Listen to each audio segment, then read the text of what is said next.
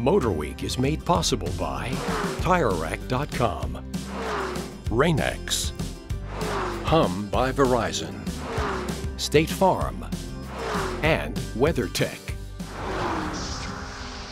We're just back from a long road trip in our 2018 Mazda 6. The 1,100-mile trek took us south to Tennessee, then over the mountains for some hiking in North and South Carolina. A 4-day, 18-hour road trip was a good way to get to know this sporty sedan.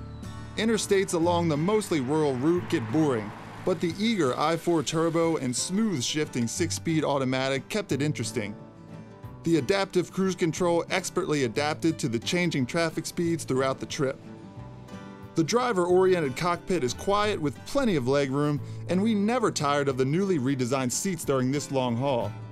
After lots of highway driving, we're now averaging 26.6 miles per gallon on regular. At 3 months, the odometer is already approaching 7,000 miles, as this Mazda 6 reminds us how pleasurable a well-designed family sedan can be.